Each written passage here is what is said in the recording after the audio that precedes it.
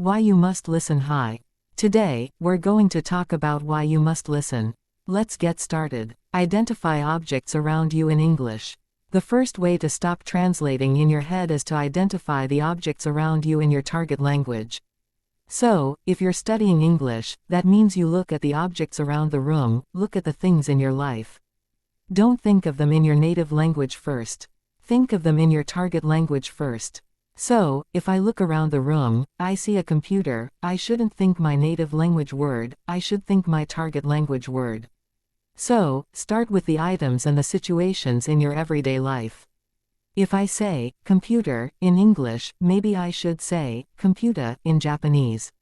I should say, not, I don't know, water, in English. I should say, amazu, in Japanese. So, start associating the words in your target language with your everyday life now.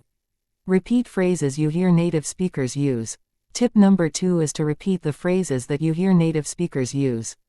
So, if you're watching this channel, for example, or you're watching a TV show or a movie, listen for the way that native speakers make those phrases.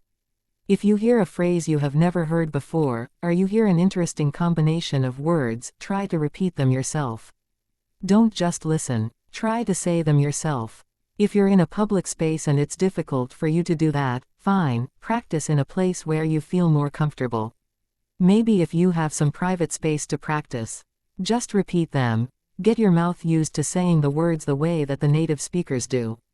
So, if you never actually say words, if you're only taking in, if you're only listening and you're not actually producing the language, it's kind of hard to practice and to really hone your pronunciation, to improve your pronunciation. So, when you listen to native speakers, try to repeat after them. So, for example, if you're studying English, you can try to repeat after this video. You can repeat after the things I'm saying because maybe I'm using an expression or I'm using a series of vocabulary words together, the way a native speaker would.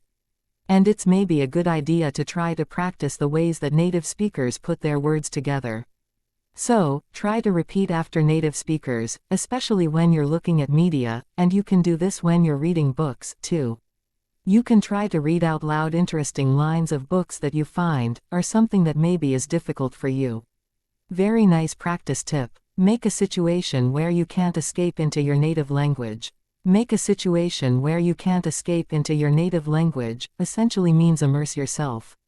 Of course, going to that country or going to a place where you can speak only that language is very difficult for some of you, totally understand.